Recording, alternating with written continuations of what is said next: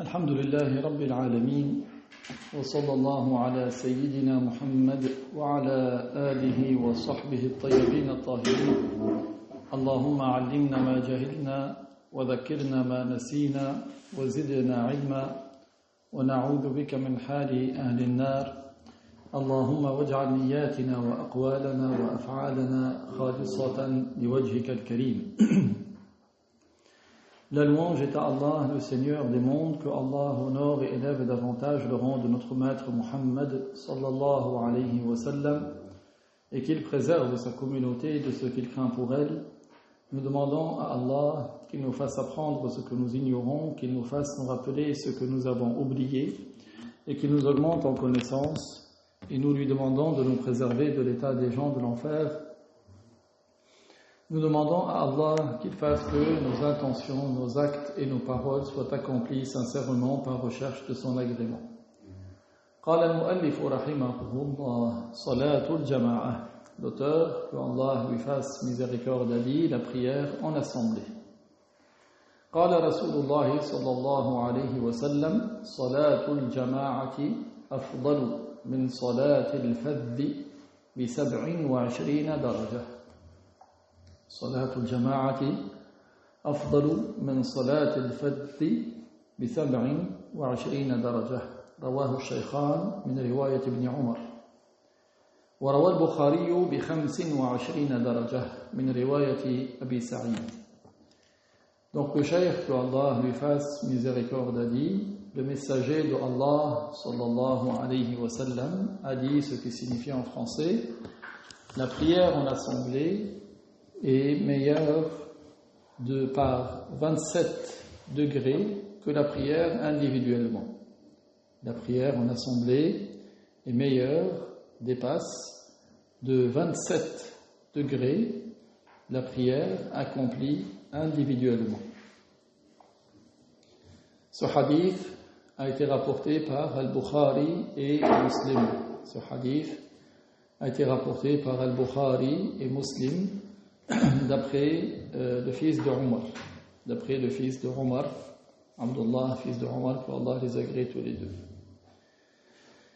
Et Al-Bukhari a rapporté dans une autre version, qui elle est d'après Abu Sa'id al-Khudri, d'après une autre version de Abu Sa'id al-Khudri, que la prière en assemblée dépasse par 25 degrés la prière en étant individuellement. Abu Sa'id al-Khudri, dans une version de Al-Bukhari, a rapporté que la prière en assemblée dépasse de 25 degrés la prière qui est accomplie seule. Donc vous voyez, dans certaines versions il y a 27, dans d'autres il y a 25. Tout cela pour indiquer le mérite de la prière en assemblée. ورد في البخاري إذا أذن وأقيم وصلي جماعة في برية. ورد في البخاري إذا أذن وأقيم وصلي جماعة في برية يضاعف ثواب الصلاة إلى 50 ضعفا. Donc dans Al-Bukhari, il a été rapporté que si l'on fait l'appel à la prière, on fait l'adhan, puis on fait l'annonce de la prière, on fait l'iqama, puis quand on fait la prière en assemblée, dans la campagne, il a été rapporté dans Al-Bukhari que si l'on fait l'appel à la prière, al-adhan, puis l'annonce de la prière, al-iqama, et que l'on accomplit la prière en assemblée, dans une campagne, la récompense de la prière sera multipliée jusqu'à 50 fois. La récompense de la prière sera multipliée jusqu'à 50 fois. ورد في البخاري إذا أذن وأقيم وصلي جماعة في برية يضاعف ثواب الصلاة إلى 50 ضعفا وقد يكون خلفه صف طويل من الملائكة أو من الملائكة والجن. Donc il a été rapporté dans le Bukhari que si l'on fait l'appel à la prière, l'adhan, qu'on fait l'iqama, l'annonce de la prière, que l'on accomplit la prière en assemblée, tout cela à la campagne, alors la récompense de la prière sera multipliée jusqu'à 50 fois. La récompense de la prière sera multipliée jusqu'à 50 fois. Et il se peut qu'il y ait derrière lui une longue rangée d'anges, ou bien d'anges et de djinns. Il se peut qu'il prie derrière lui une rangée très longue d'anges ou d'anges et de djinns. قال ومضاعفة الثواب تحصل ولو كان الذين يصلون جماعة من النساء. Donc la multiplication de la récompense de la prière en assemblée. On a dit 27 fois dans une version, 25 fois dans une autre. Cette multiplication de la récompense est réalisée même si ceux qui faisaient la prière en assemblée, c'était des femmes. Ce n'est pas une condition que ce soit des hommes ou des hommes et des femmes, même si ce sont des femmes qui prient entre elles. قال والصحيح الثابت عن رسول الله صلى الله عليه وسلم أن الصلاة في المسجد الأقصى تضاعف إلى 500 بالنسبة لغيره من المساجد. Donc ce qui est authentique et confirmé comme étant dit par le messager de Allah sallallahu alayhi wa sallam que le fait d'accomplir la prière dans la mosquée Al-Aqsa en Palestine, sa récompense sera multipliée jusqu'à 500 fois par rapport à une prière dans une autre mosquée. الصحيح الثابت عن رسول الله صلى الله عليه وسلم أن الصلاة في المسجد الأقصى تضاعف إلى 500 بالنسبة لغيره من المساجد وأن الصلاة في مسجد الرسول بألف صلاة في غيره أي المسجد الأقصى. Donc, ce qui est correct et authentifié, qui est rapporté du messager de Allah sallallahu alayhi wa sallam, c'est que le fait d'accomplir la prière dans la mosquée Al-Aqsa, sa récompense est multipliée jusqu'à 500 fois une prière dans une autre mosquée. Faire la prière dans la mosquée Al-Aqsa procure une récompense jusqu'à 500 fois la récompense dans une autre mosquée. Et accomplir la prière dans la mosquée du messager, sallallahu alayhi wa sallam, multiplie 1000 fois la récompense accomplie dans une autre mosquée. Et accomplir la prière dans la mosquée du messager, sallallahu alayhi wa sallam, et procure une récompense 1000 fois la récompense d'une prière faite dans une autre mosquée, y compris la mosquée Al-Aqsa. Y compris la mosquée Al-Aqsa. وأن الصلاة بمكة ب100 ألف صلاة في غيره أي مسجد الرسول. وأن الصلاة بمكة ب100 ألف صلاة في غيره أي بما في ذلك مسجد الرسول. Il a été rapporté de manière authentique du messager sallallahu alayhi wa sallam que le fait d'accomplir la prière à la Mecque, donc ici vous avez remarqué, certains savants ont dit à la Mecque, ils n'ont pas dit dans la mosquée Al-Haram, toute la Mecque. Faire la prière à la Mecque procure 100 000 récompenses de prière dans une autre mosquée.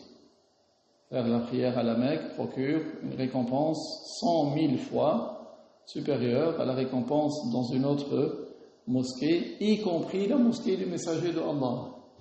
Il y a 100 000 fois la récompense dans une autre mosquée, y compris la mosquée du messager de Allah. المعنى أن الصلاة في المدينة ب500 ألف صلاة. المعنى أن الصلاة في المدينة ب500 ألف صلاة، لأنه 1000 زيادة في مسجد الرسول ضارب 500 في المسجد الأقصى، 500 ألف. Donc, cela veut dire que faire la prière à Médine, dans la mosquée du prophète, alayhi salatu wassalam, une prière dans la mosquée du prophète procure 500 000 récompenses de prière dans une autre mosquée. Parce que c'est 1000 fois de la mosquée du prophète multiplié par une autre mosquée, y compris la mosquée Al-Aqsa. Et la mosquée Al-Aqsa, c'est combien? C'est 500. Donc ça fait 500 000. Donc ça donne la récompense de 500 000 prières. Quand tu fais une prière dans la mosquée du prophète, ça fait 500 000 prières. Pourquoi 500 000? Parce qu'à la mosquée du prophète, c'est 1000 fois la récompense dans une autre prière, dans une autre mosquée. Et une autre mosquée, ça peut être aussi la mosquée de Jérusalem, la mosquée Al-Aqsa. Or, la mosquée Al-Aqsa, ça donne la récompense de 500 fois dans une autre mosquée. Donc, dans la mosquée du prophète, ça donne 1000 fois 500, ça fait 500 000. La récompense dans une autre mosquée. وفي المسجد الحرام مع ضربها ب100,000 فتكون المضاعفة بلغت 50,000 مليون. Et si on donne, on cherche la récompense de la prière dans la mosquée Al-Haram à la Mecque, on va multiplier 500 000 par 100 000. Parce qu'à la Mecque, la prière donne une récompense de 100 000 prières dans une autre mosquée, y compris la mosquée du prophète. Et comme on a dit dans la mosquée du prophète, c'est 500 000. Ça fait 500 000 fois 100 000. 500 000 fois 100 000. Ça fait 50 000 millions. Vous voyez, regardez, si je vais écrire sur le tableau, vous avez 500 000 multiplié par 100 000. Donc 100 000. Donc ça fait, ça c'est 1 million, 1000 millions c'est milliards, 50 milliards. Vous voyez ? Ça fait 50 milliards de prières dans une autre mosquée. Un milliard, c'est 1000 millions. C'est 50 000 millions, c'est-à-dire 50 milliards. Vous voyez combien vous gagnez de récompense si vous faites la prière dans la mosquée Al-Haram. Et cette récompense, elle vaut dans toute l'année. Même si la personne elle est dans son hôtel. Selon certains savants, même si elle est à son hôtel, elle gagne 50 milliards. قال مضاعفة الثواب تحصل لمن صلى في المسجد الحرام وفي القدر الذي يصح الطواف فيه مع الزيادة التي أضيفت من زمن النبي إلى أيامنا للصلاة فيها. وعند كثير من الفقهاء تحصل المضاعفة في كل الحرم الذي حدده إبراهيم عليه السلام وهو مساحة واسعة. Donc, le cheikh dit que cette multiplication de la récompense 50 milliards, elle est obtenue pour celui qui fait une prière dans la mosquée Al-Haram, dans la partie où on peut faire les tours autour de la Kaaba avec des extensions. Aussi bien les extensions qui ont été rajoutées depuis l'époque du prophète jusqu'à nos jours, les extensions de la prière. Et selon beaucoup de faqih, cette multiplication de la récompense, elle est dans tout le haram, toute l'enceinte sacrée de la Mecque, c'est-à-dire toute l'enceinte, la limite qui avait été précisée par Ibrahim alayhi salam. C'est une grande surface, même les hôtels, tout ça, c'est dedans. Vous voyez donc, celui qui va là-bas, il profite pour faire le maximum de prières. Une prière te donne la récompense de 50 milliards de prières. قال رحمه الله صلاة الجماعة في الصلوات الخمس فرض كفاية. Donc pour en revenir à la prière en assemblée, l'auteur, que Dieu lui fasse miséricorde, a dit accomplir la prière en assemblée pour les 5 prières obligatoires, c'est une obligation collective. Accomplir la prière en assemblée pour les 5 prières obligatoires, c'est-à-dire le Dhuhr, l'Asr, le Maghrib, l'Isha et le Subh. Les faire en assemblée, c'est une obligation collective. أي إذا قام بها البعض سقط الفرض عن البعض الآخر. Qu'est-ce que ça veut dire que c'est une obligation collective? C'est-à-dire que si certains accomplissent cette obligation, les autres seront déchargés. Si certains accomplissent cette obligation, les autres seront déchargés. أي لا يجب على كل مسلم أن يصلي جماعة. Autrement dit, ce n'est pas une obligation pour tout musulman d'accomplir la prière en assemblée. Ce n'est pas obligatoire pour tout musulman de faire la prière en assemblée. لكن يجب أن يقوم بها بعض المسلمين. لكن يجب أن يقوم بها بعض المسلمين. Mais il est un devoir que cela soit accompli par un certain nombre de musulmans. C'est un devoir que certains musulmans accomplissent la prière en assemblée pour que les autres soient déchargés. Il est un devoir que certains accomplissent la prière en assemblée. قال وتنعقد أي الجماعة باثنين فأكثر. تنعقد الجماعة باثنين فأكثر. Donc, et la prière en assemblée est considérée comme étant une assemblée à partir de deux personnes. Même si deux personnes, un imam et un ma'moum. Donc c'est considéré comme une prière en assemblée. Deux ou plus donc. قال فتجب على الذكور فلا تجب على النساء لأن المطلوب منهن المبالغة في الستر. Donc l'auteur, que Allah lui fasse miséricorde, a dit: la prière en assemblée est une obligation collective pour les personnes de sexe masculin. En conséquence de quoi, la prière en assemblée n'est pas un devoir pour les femmes. Parce que ce qui est requis de la part des femmes, c'est un excès de couverture. Elles doivent se couvrir le maximum. Al-Ahrar. قال فلا تجب على العبيد لانشغالهم بخدمة أسيادهم. Donc le deuxième critère pour qui la prière en assemblée est un devoir collectif, ce sont les personnes libres. Ce n'est pas un devoir d'ordre collectif pour les esclaves d'accomplir la prière en assemblée parce qu'ils sont occupés par le service de leur maître. قال البالغين فلا تجب على الصبي. Donc également parmi les critères de l'obligation de la prière en assemblée, c'est les personnes de sexe masculin et libre et pubère. Pubère, c'est-à-dire ce n'est pas un devoir pour l'enfant. L'enfant, ce n'est pas obligatoire pour lui de faire la prière en assemblée. الصبي ليست فرضا في حقه لعدم التكليف.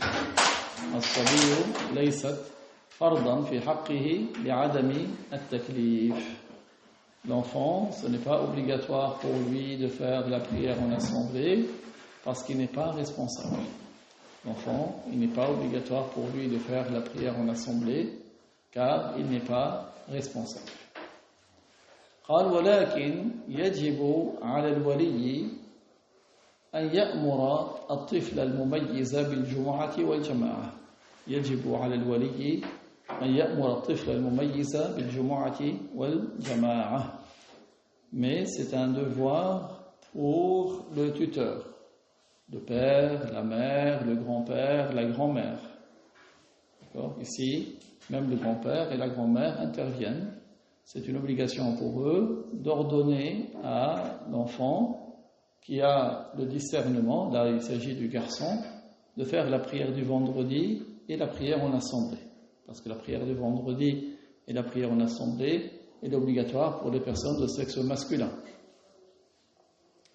كيف يأمره؟ قال إما أن يأخذه إلى محل الجماعة أو يقرنه بمن يأخذه أو يقول له اذهب. Donc, comment est-ce que le tuteur va-t-il ordonner à son fils qui n'est pas encore pubère mais qui a atteint le discernement? Comment il lui ordonne? Soit il l'emmène à l'endroit où on fait la prière en assemblée, soit il l'accompagne, il l'emmène avec lui, là où il fait la prière en assemblée, soit il lui désigne quelqu'un qui va l'accompagner, il demande à quelqu'un de l'accompagner pour l'emmener là où on fait la prière en assemblée, par exemple dans la mosquée, donc il va lui désigner quelqu'un qui va l'accompagner, l'emmener, ou alors il lui dit tu y vas à la mosquée par exemple, d'accord, ou bien il lui dit tu y vas. قال وليس شرطا أن يأخذه لكل جماعة ولكن يأخذه لكل جمعة ليس شرطا أن يأخذه لكل جماعة ولكن يأخذه لكل جمعة. Donc le cheikh il dit ce n'est pas une condition qu'il emmène son fils à toutes les prières en assemblée, mais il l'emmène à toutes les prières du vendredi. Ce n'est pas une condition qu'il l'emmène à toutes les prières en assemblée, mais il l'emmène à toutes prières du vendredi. قال وكذلك يجب عليه أن يوقظه في بعض الأيام لصلاة الصبح وغيرها. كذلك يجب عليه أن يوقظه في بعض الأيام لصلاة الصبح وغيرها. Également, c'est un devoir pour le tuteur de réveiller son enfant certains jours pour qu'il accomplisse la prière de subh dans son temps. C'est un devoir également qu'il réveille son fils pour qu'il fasse la prière certains jours, la prière de subh dans son temps, et d'autres prières, et des autres prières. Donc il le réveille, pas tout le temps, mais de temps en temps, pour qu'il l'habitue en fait. L'objectif, c'est qu'il l'habitue. كذلك على من تجب قال صلاة الجماعة تجب على الذكور الأحرار البالغين العاقلين فلا تجب على المجنون. Donc la prière en assemblée est une obligation collective pour les personnes de sexe masculin qui sont libres, qui sont pubères et qui sont sains d'esprit. La prière en assemblée n'est pas obligatoire pour celui qui est fou. La prière en assemblée n'est pas obligatoire pour quelqu'un qui est fou. Al-muqimin, qui sont résidents. فَلَا تَجِبُ عَلَى الْمُسَافِرِ. La prière en assemblée n'est pas obligatoire pour quelqu'un qui est voyageur. La prière en assemblée n'est pas obligatoire pour le voyageur. فَلَا تَجِبُ عَلَى الْمُسَافِرِ وَهُوَ من نوى الإقامة في بلد أقل من 4 أيام غير يومي الدخول والخروج. Donc, ceux qui sont résidents, il n'est donc pas un devoir, la prière en assemblée n'est donc pas un devoir pour celui qui est voyageur. Qui est le voyageur? C'est celui qui avait l'intention de résider dans une ville moins que 4 jours. Ce n'est pas un devoir pour celui qui est voyageur. Le voyageur, c'est celui qui a l'intention de résider dans une ville moins que 4 jours, autres sans compter le jour d'arrivée et de départ. Sans compter les jours d'arrivée et de départ. قال فمن دخل بلدة بنية الإقامة أقل من 4 أيام فالجماعة في حقه غير فرض. Donc si quelqu'un arrive dans une ville ou un village ou une agglomération dans laquelle il envisageait de rester moins que 4 jours, la prière en assemblée pour lui n'est pas obligatoire. Donc si quelqu'un il part d'une ville vers une autre et il compte rester moins que 4 jours complets. Dans ce cas-là, il a toujours le statut de voyageur. Il ne lui est pas obligatoire de faire la prière en assemblée. S'il reste 4 jours ou plus, 4 jours complets ou plus, alors c'est un devoir pour lui de faire la prière en assemblée, un devoir collectif. C'est-à-dire comme ceux qui sont résidents par ailleurs, qui ne sont pas comme lui, qui vient d'arriver, mais qui sont résidents depuis plus longtemps que lui.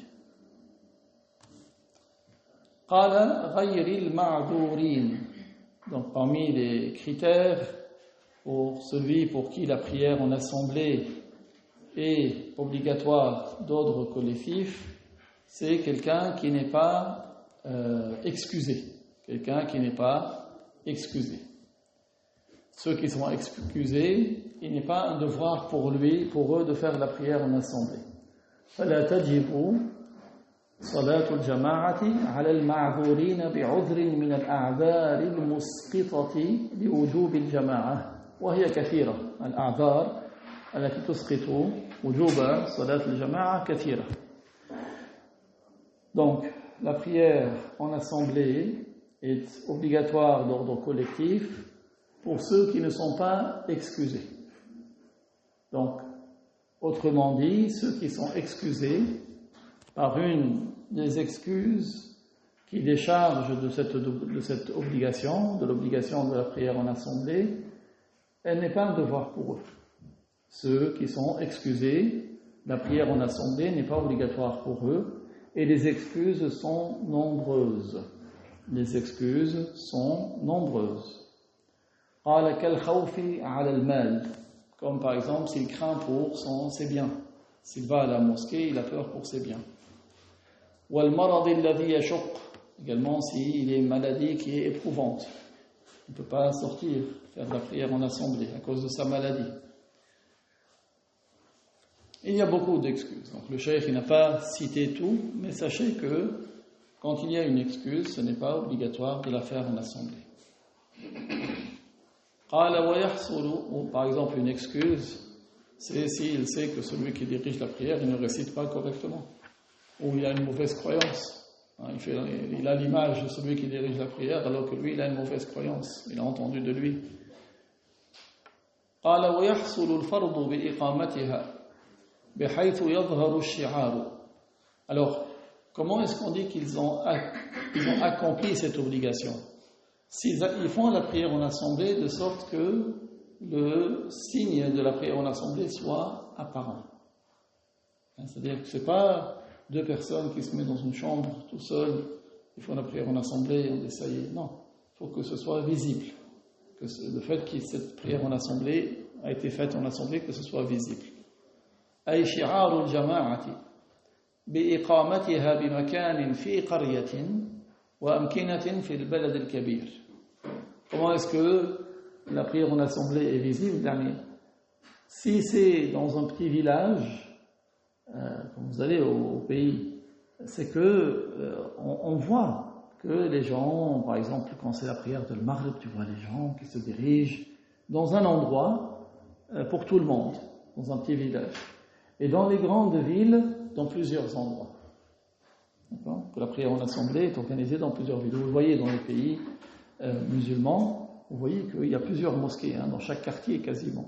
De sorte que les gens peuvent facilement se rendre à cette prière en assemblée et que c'est visible. Quelqu'un, s'il veut faire de la prière, il sait. Il voit les gens se diriger, il peut les suivre et sait où est-ce que ça se passe.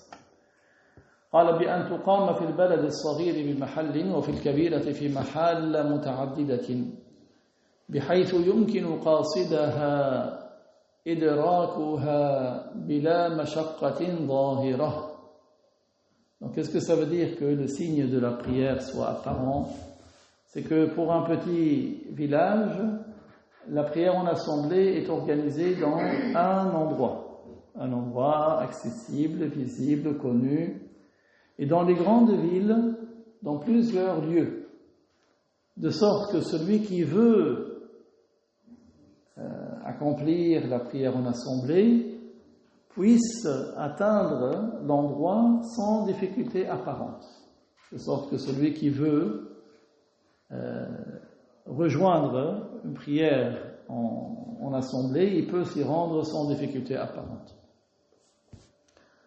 قال وآكد الجماعة أي أولاها جماعة الصبح فالعشاء فالعصر. Quelles sont les prières où il est le plus important d'accomplir, qu'il est le plus important d'accomplir en assemblée? C'est-à-dire quelles sont les prières prioritaires à accomplir en assemblée? C'est l'assemblée de As-Subh. Ça, c'est la plus prioritaire. Puis Al-Isha, puis Al-Asr. Al-Subh, ensuite Al-Isha, ensuite Al-Asr. Dans le hadith, le prophète alayhi salatu wassalam قال بشر المشائين في الظلم بالنور التام يوم القيامة. annonce la nouvelle à ceux qui vont dans l'obscurité pour faire la prière qu'ils auront une lumière parfaite au jour du jugement. Cheikh Abdullah a dit, à notre époque, on est privé de cette récompense, tellement il y a de l'électricité partout. Même dans les coins les plus reculés, tu trouves que des nuits, les rues sont éclairées. Avant, ils se rendaient dans l'obscurité, le noir complet. Il n'y avait que les étoiles, s'il n'y avait pas d'étoiles, c'était obscur. Ceux qui se rendent pour faire la prière dans les mosquées, dans l'obscurité, ils auront la lumière parfaite au jour du jugement. Cheikh Abdullah a dit, on est privé de cette récompense à notre époque, parce qu'il y a l'électricité partout. قال وعلى المأموم أن ينوي الاقتداء بخلاف الإمام فتصح صلاته بلا نية الإمامة. Donc, qu'est-ce que le cheikh a dit? Il a dit que celui qui prie en étant dirigé, le ma'moum, celui qui prie en étant dirigé, il doit mettre l'intention d'être dirigé. Ça s'appelle l'iqtida. Il doit mettre l'intention de suivre. Contrairement à l'imam. L'imam, sa prière est valide, même s'il n'a pas mis l'intention de diriger. D'accord? Donc celui qui prie en étant dirigé, il doit, avant de suivre son imam, mettre l'intention de suivre l'imam. Mais l'imam, sa prière en assemblée, elle est valable, même s'il n'a pas mis l'intention de diriger. Même s'il n'a pas mis l'intention de diriger. إلا في الجمعة والمعادة والمجموعة للمطر لابد أن ينوي الإمامة إلا في الجمعة والمعادة والمجموعة للمطر فلا بد من نية الإمامة. Il y a trois exceptions. Quelles sont les trois exceptions où l'imam, si un jour vous allez être imam dans une prière de ces trois-là, pour que la prière soit valable, il faut mettre l'intention d'être imam. C'est quoi les trois prières? La prière du vendredi, la prière répétée et la prière rassemblée à cause de la pluie. La prière du vendredi, la prière répétée et la prière rassemblée à cause de la pluie. On a vu quelles sont ces trois prières. Le vendredi, c'est la prière qu'on accomplit le vendredi à la place de la prière de Al-Dhuhr. La prière répétée, c'est celle que quelqu'un a déjà accomplie en étant seul. Et il veut la répéter pour gagner la récompense en assemblée. Ou il a prié lui en assemblée et il veut faire gagner à quelqu'un d'autre la prière de l'assemblée. Quelqu'un d'autre qui n'a pas prié. Donc, pour la prière répétée, il est une condition pour l'imam qu'il mette l'intention d'être imam. Je répète, c'est quoi la prière répétée? C'est la prière donc, que quelqu'un a fait seul. Puis il y a quelqu'un d'autre qui est venu. Et il a dit, je vais la répéter pour gagner la récompense de l'assemblée. Parce qu'on n'est pas qu'on a dit que la prière en assemblée dépasse de 27 fois, et dans une version 25 fois, la prière qui est faite tout seul. Donc il se dit, je vais gagner des récompenses. Donc le fait de la répéter, si c'est lui l'imam, il faut qu'il mette l'intention d'être imam, pour que la prière soit valide.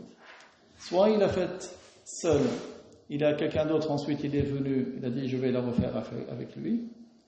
Ou alors, il l'a faite en assemblée déjà, mais quelqu'un d'autre est venu, et il a dit je vais lui faire gagner la récompense de l'assemblée. Et il prie avec lui en assemblée. Celle qui est rassemblée pour la pluie, on a vu également, c'est lorsque les habitants d'un village se retrouvent dans la mosquée, par exemple, pour faire la prière de Maghrib ou bien la prière de Al-Dhuhr, et il y a une pluie qui est très forte, qui mouille les vêtements. Et donc c'est difficile pour eux de se rendre dans leur habitation. Par exemple, ils habitent dans un village, les gens ils sont sur des collines, d'autres ils sont un peu plus en bas. C'est difficile pour eux de rentrer, puis de revenir, parce que la pluie mouille les vêtements. Dans ce cas, ils peuvent avancer la deuxième prière et rassembler Al-Dhuhr avec Al-Asr ou bien Al-Maghrib avec Al-Isha. Dans ce cas-là, dans la prière rassemblée à cause de la pluie, il faut que l'imam mette l'intention d'être imam. D'accord? Donc c'est la prière qu'on rassemble parce qu'il y a une pluie qui est forte, qui mouille les vêtements. قال ويجب على من صلى مقتديا. الآن يتكلم عن واجبات المقتدي. Donc il a dit, il est un devoir pour celui qui prie en étant dirigé. Donc là il va parler de celui qui prie en étant dirigé, qu'est-ce qu'il doit faire? Donc plusieurs choses. أولا يجب عليه أن لا يتقدم على الإمام في الموقف. Première chose, il ne doit pas se tenir devant l'imam dans la station. Il ne faut pas qu'il se tienne devant l'imam. لأن المقتدين بالنبي صلى الله عليه وسلم رضي الله عنهم لم ينقل عنهم التقدم عليه. Parce que ceux qui avaient fait la prière en étant dirigés par le prophète, alayhi salatu wassalam, il n'a pas été rapporté que l'un d'entre eux avait prié devant et que le prophète était en retrait. Il n'a pas été rapporté que l'un d'entre eux avait fait la prière de cette manière. قال وذلك باعتبار عقب رجله إن كان قائما وأليته إن كان قاعدا. Alors quand il a dit, il ne faut pas que le ma'moum, celui qui suit l'imam, celui qui prie en étant dirigé, devance l'imam dans la position, dans la station. Donc, s'ils sont en station debout, il ne faut pas que les talons de celui qui prie en étant dirigé soient devant les talons de celui qui le dirige. Donc, ce qui est à prendre en compte, c'est les talons quand ils sont debout. Le talon, c'est l'arrière du pied. Et s'ils sont assis, il ne faut pas que son bassin, ses fesses soient devant les fesses de celui qui le dirige. Donc, dans la position assise, c'est l'arrière, le bas du dos. فَإِنْ تَقَدَّمَ عَلَيْهِ بَطَلَتْ صَلَاتُهُ. S'il le devance, alors sa prière sera annulée. S'il le devance, sa prière sera annulée. إِذَا تَقَدَّمَ الْمَأْمُومُ عَلَى الْإِمَامِ بَطَلَتْ صَلَاتُهُ. Si le ma'moum devance son imam, sa prière sera annulée. Si le ma'moum devance l'imam, sa prière sera annulée. فإذا تقدم عقب المأموم على عقب الإمام فإن صلاته لا تصح عند الإمام الشافعي ويصح في مذهب الإمام مالك رضي الله عنه. Donc si le talon du ma'moum, de celui qui prie en étant dirigé, est en avant du talon de l'imam, si le talon de celui qui prie en étant dirigé est en avant du talon de l'imam, alors sa prière ne sera pas valable selon l'imam al-Shafi'i. Sa prière ne sera pas valable selon l'imam al-Shafi'i. Et c'est valable dans l'école de l'imam Malik, qu'Allah l'agrée. C'est valable dans l'école de l'imam Malik, qu'Allah l'agrée. C'est-à-dire, dans l'école de l'imam Malik, même si le ma'moum devance l'imam, la prière reste valable. La prière du ma'moum en parlant, parce que l'imam, dans tous les cas, sa prière, elle est valable. Mais si le ma'moum devance l'imam, alors la prière du ma'moum est valable selon Malik et n'est pas valable selon al-Shafi'i. Ça arrive dans certaines mosquées. Vous avez, par exemple, des hommes, ils prient en bas, et parfois tu as une mezzanine ou bien un étage pour les femmes.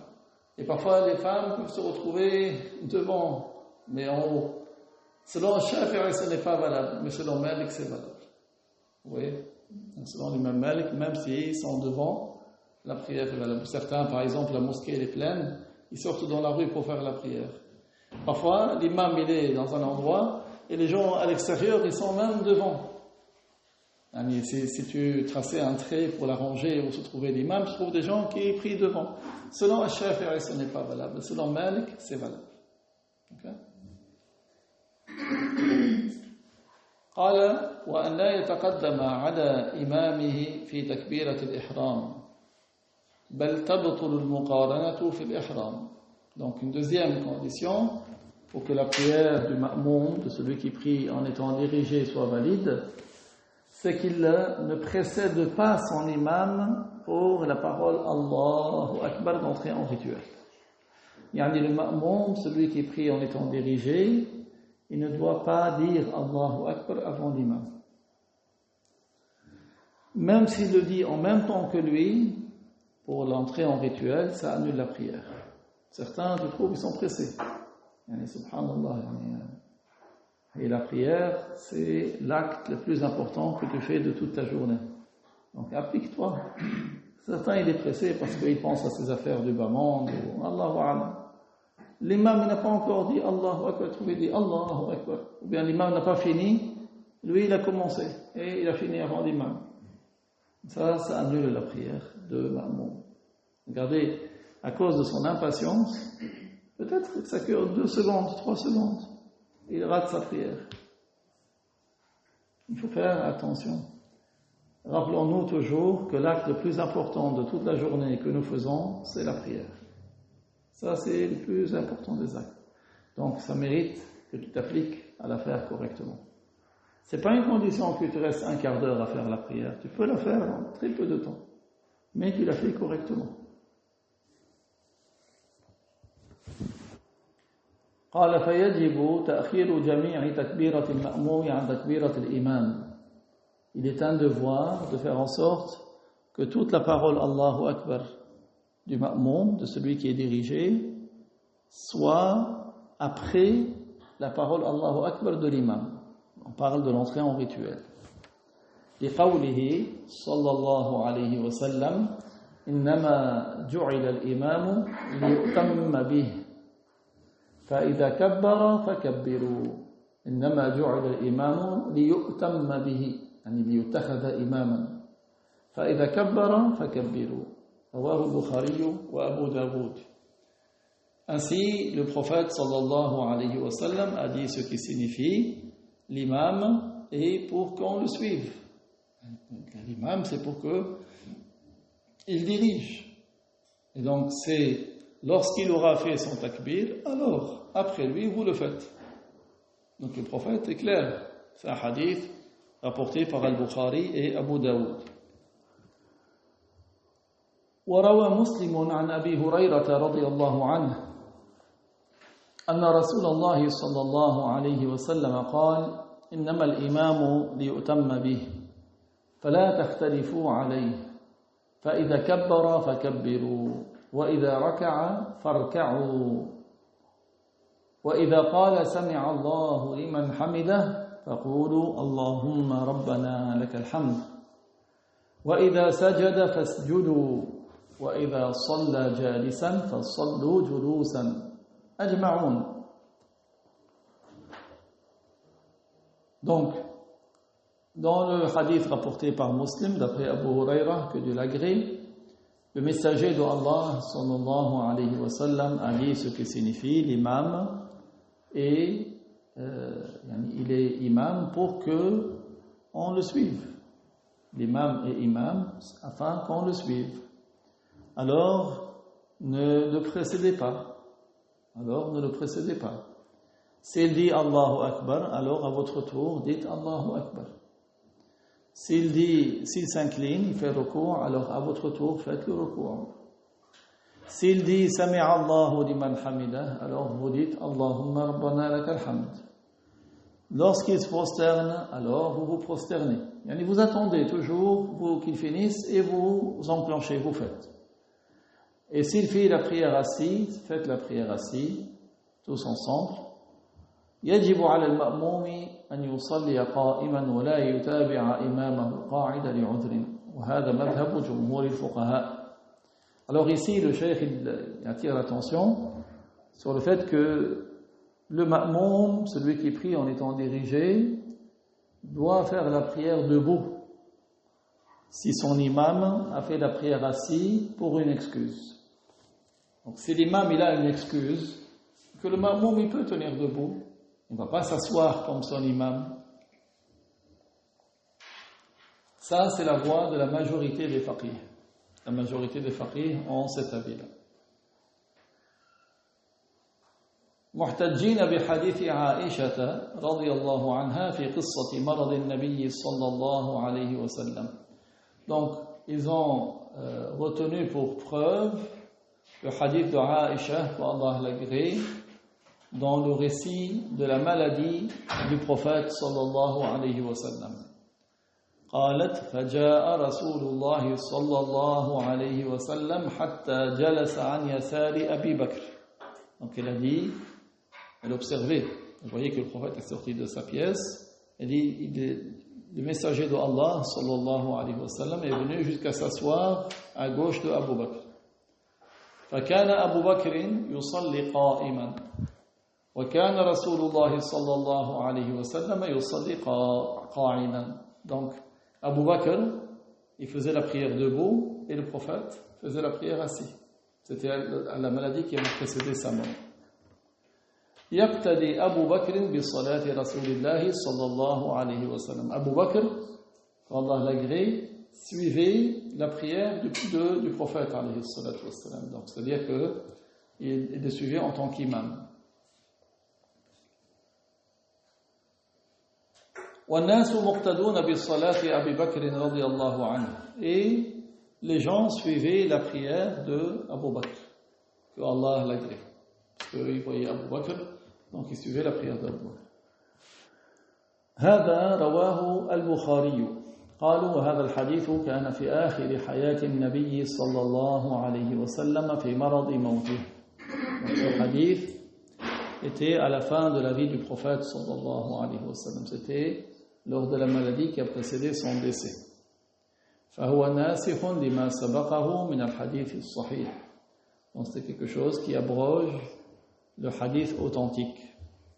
وإن صلى جالسا فصلوا جلوسا. Parce que les savants ils ont dit quand vous avez deux hadiths, ils sont tous les deux authentiques, que vous n'avez pas, qu'on ne peut pas concilier entre les deux, on prend celui qui est venu après comme étant abrogeant le précédent. Le précédent est abrogé. Donc, comme ce hadith, lorsque le prophète a prié assis et Abu Bakr était debout, était à la fin de la vie du prophète, il était venu après le hadith où le prophète a dit si l'imam prie assis, alors faites la prière assis. Okay?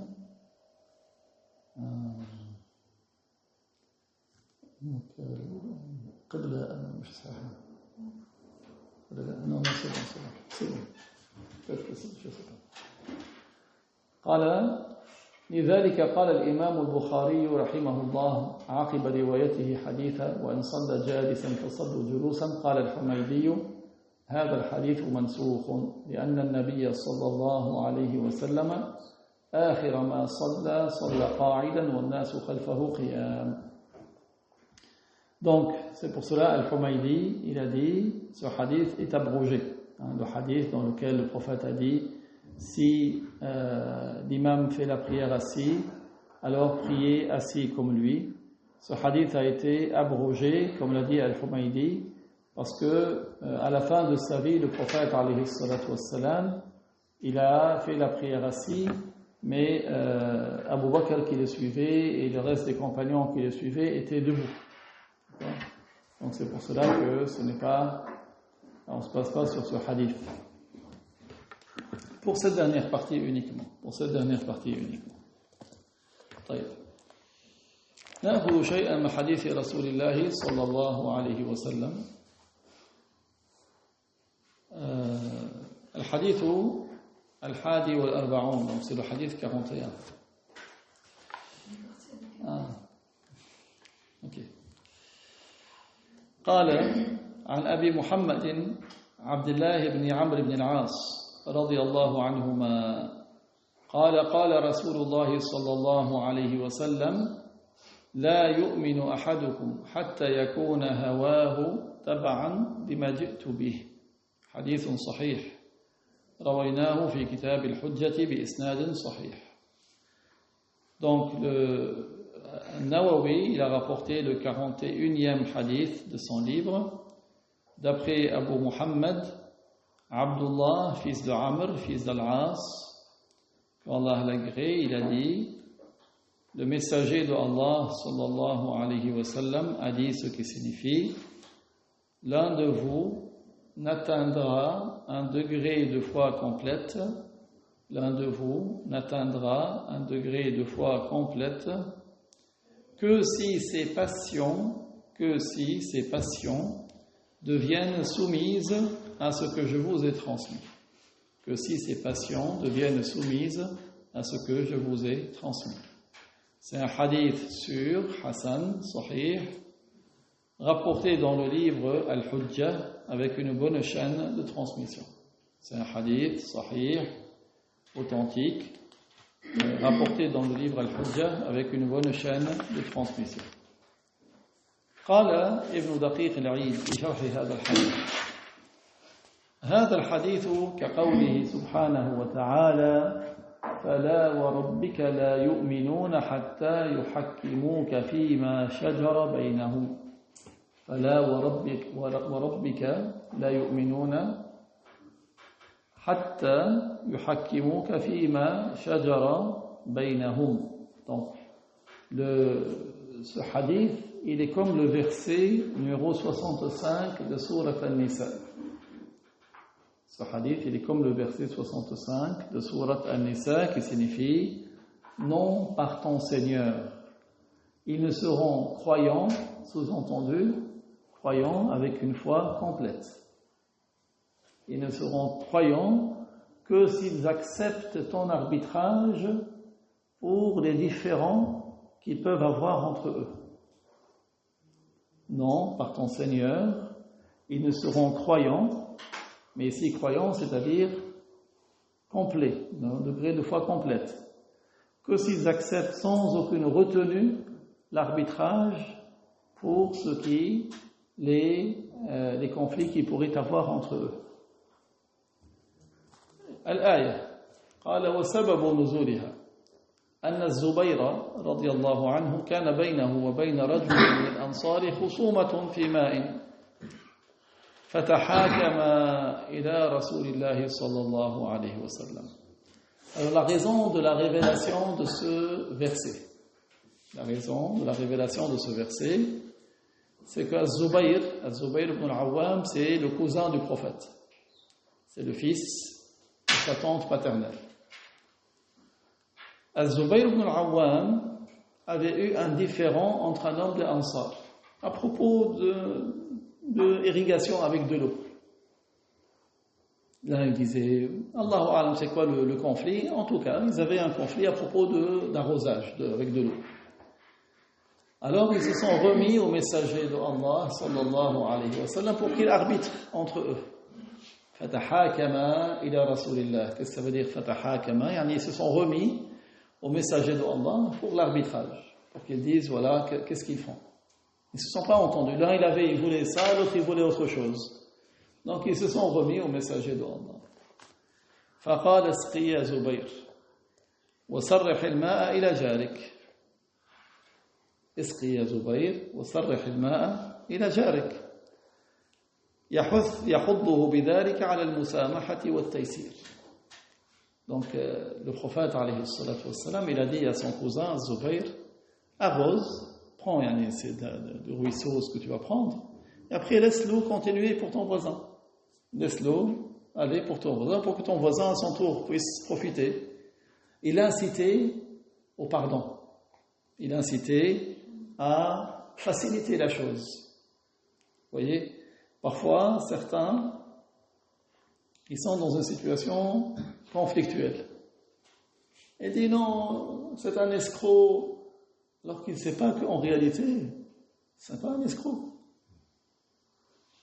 Et donc le prophète, il incite à quoi? À l'excuser, à pardonner.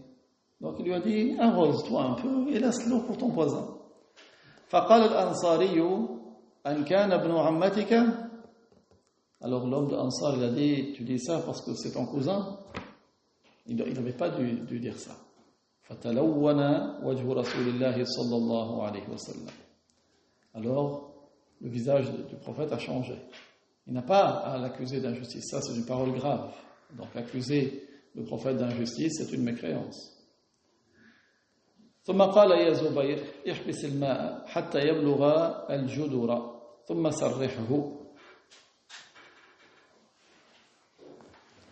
Et donc, il a alors dit à Zubayr, ce qui signifie, Zubayr, tu arrêtes l'écoulement de l'eau jusqu'à ce que tu puisses profiter complètement de tous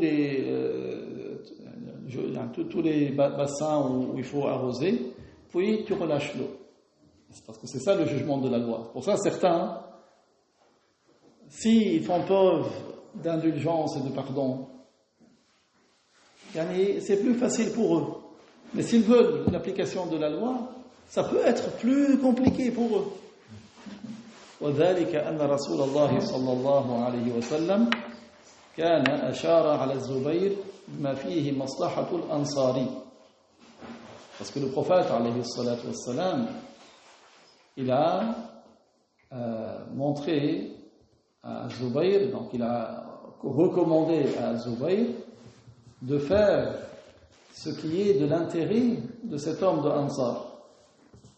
D'accord, donc il lui a dit arrose un peu, il a choué. فلما أحفظه الأنصاري بما قال أي أغضبه استوعب للزبير حقه.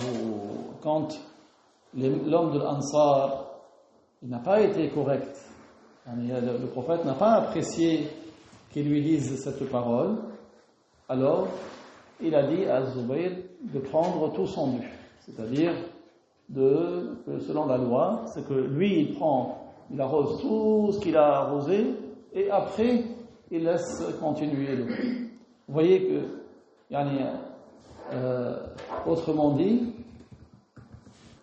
il n'avait pas, au début, le prophète alayhi salatu wassalam, il lui avait conseillé d'agir dans ce qui est de l'intérêt de cet homme. D'accord ? Et donc de faire preuve d'indulgence, de pardon. Mais quand cet homme a voulu, soi-disant, juste l'application de la loi, alors ça s'est retourné contre lui. C'est pour cela le conseil à certains qui se trouvent dans des situations conflictuelles qu'ils fassent preuve d'indulgence et de pardon. Parce que peut-être que ce que eux ils pensent être leur droit, ce n'est pas leur droit.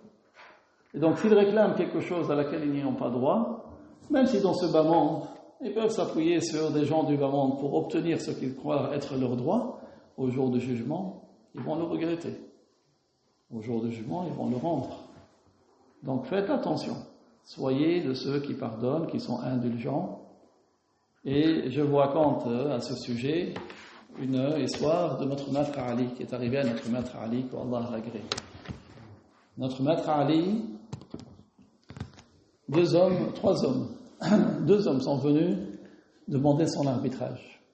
Qu'est-ce qu'ils ont dit ? Je vais vous écrire sur le tableau, comme ça vous allez comprendre.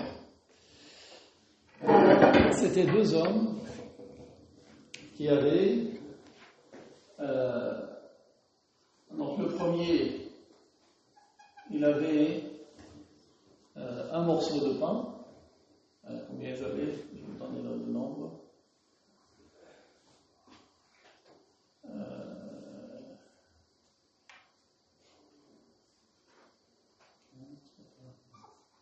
Et l'autre, il avait...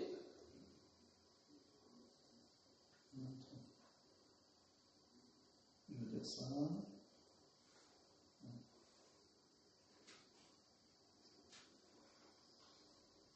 3.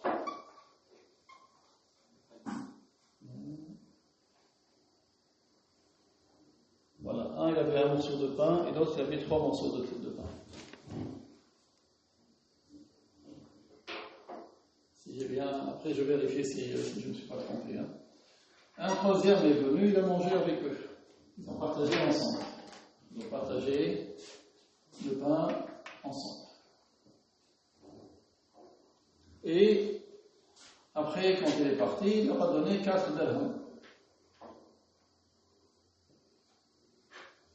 Il leur a donné 4 dirhams, il leur a dit débrouillez-vous, prenez.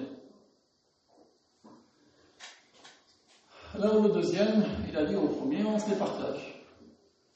Il lui a dit, on prend moitié-moitié. Celui qui avait plus de morceaux de pain.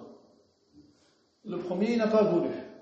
Le Il dit non, je veux ma part entière, moi je veux la loi de l'islam. Alors ils sont partis voir notre maître Ali, ils lui ont dit qu'est-ce qu'on fait? Alors notre maître Ali lui dit accepte la proposition de ton ami. Bon, je lui ai dit non, je veux la loi de l'islam même si c'est amer. Bon, le haq, il dit. Il a donné 3 dirhams. Je vais vérifier parce que elle est belle cette histoire et ça montre l'extrême perspicacité de notre maître Ali et combien il est fort dans le calcul, d'accord? Donc c'est un calcul. Et donc qu'est-ce qu'il leur a dit? Notre maître Ali lui a dit accepte la proposition de ton frère. Yani, prends ce qu'il te propose. C'est mieux que prends comme on dit, réglez vos problèmes à l'amiable. Vous voyez, c'est ça le sens. Réglez votre problème à l'amiable.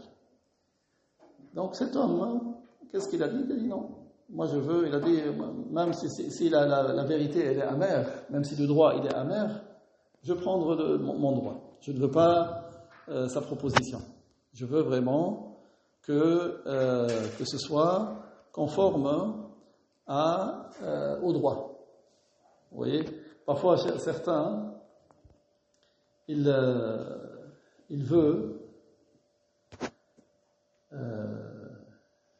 va avoir son soi-disant droit, mais en réalité, il va se retrouver sans le droit. C'est ça le problème. Donc, notre maître Ali lui a dit, si tu veux, il leur a donné 8 dirhams. J'ai donné 4, il leur a donné 8 dirhams.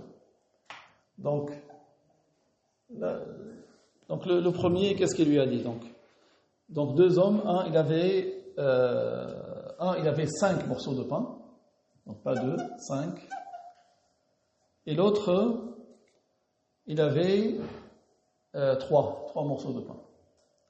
Donc le premier il avait 3 et le deuxième il avait 5, donc en tout ça fait 8 morceaux, d'accord, 8 morceaux de pain. Le premier il avait 3 morceaux de pain, le deuxième il avait 5 morceaux, et un troisième est venu, il a mangé, il n'avait rien du tout. Avant de partir il leur a donné 8 dirhams. Donc il leur a dit ça c'est pour compenser ce que j'ai mangé avec vous, d'accord. Ils se sont disputés. Celui qui avait les 5 morceaux de pain, il a dit moi je prends 5 dirhams et toi tu prends 3. L'autre lui a dit non, il faut qu'on soit 4-4. Vous voyez? Donc celui-là il voulait 5 dirhams et il acceptait à donner à l'autre 3. Et l'autre il voulait, non, chacun prenait 4 dirhams. D'accord? Donc ils sont partis voir notre maître Ali. Qu'est-ce qu'on fait? Alors notre maître Ali lui a dit accepte la proposition de ton ami. Allez, prends les 3 dirhams et laisse passer. Il a dit non, moi je veux la vérité. Il a dit wallahi la raditu minhu illa bimurr al-haq. J'accepte que si c'est le droit, même s'il est difficile à accepter. Alors Ali lui a dit murr al-haq tu veux, alors toi tu as droit à 1 dirham. Et lui, il a droit à 7 dirhams. Regardez, il part de loin. Parce qu'il avait accepté, il aurait eu, machallah, 3 dirhams. Lui, il voulait un 4e. Au lieu d'avoir les 3, il s'est retrouvé avec un seul. Alors l'homme il dit, subhanallah, comment j'ai un seul dirham? J'ai ramené 3 morceaux de pain, lui il a 5 morceaux de pain. Qu'est-ce qu'il lui a dit, notre maître Ali? Il lui a dit, les 8 morceaux de pain, ça fait 8, n'est-ce pas? Les 8 morceaux de pain, ça correspond à 24 tiers. 8, c'est 24 sur 3. Oui ou pas? Tu sais faire le calcul? 8, c'est 24 tiers. D'accord? Vous n'avez pas besoin de calculatrice ni de chat GPT ici. C'est 24 tiers. Et vous êtes 3 personnes. Donc 3 personnes, divisé par 3, 24 tiers, ça donne combien?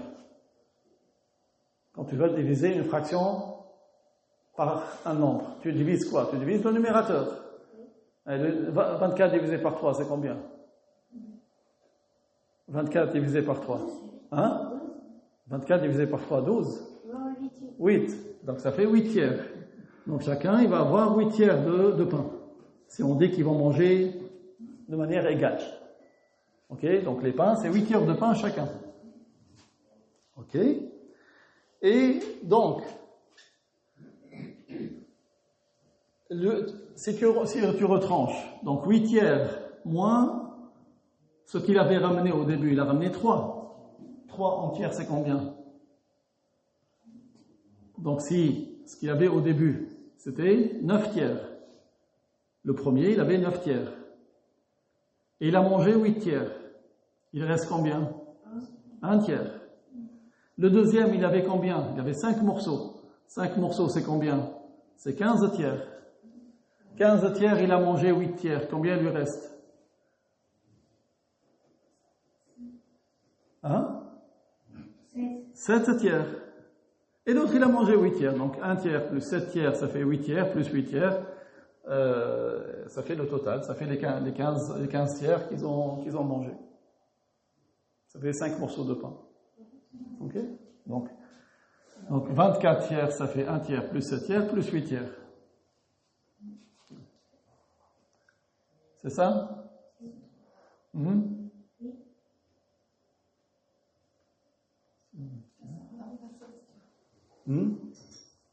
Donc, là, il avait 9 tiers et l'autre, il avait 15 tiers, ça fait 24.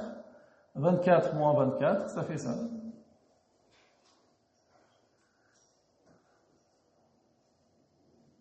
Parce qu'ils les ont mangés. Donc, lui, s'il a mangé, c'est-à-dire que les 8 tiers de celui-là, ils viennent en partie de celui-là et en partie de celui-là. Vous voyez, donc, en fait, ce qu'il a mangé, c'est le 1 tiers de premier et 7 tiers du deuxième. On ne fait pas la somme des derniers. Donc, c'est-à-dire que les 8 tiers que le troisième a mangé, c'est 1 tiers du premier plus 7 tiers du deuxième. Et comme il aura laissé 8 dirhams, qu'est-ce que ça veut dire?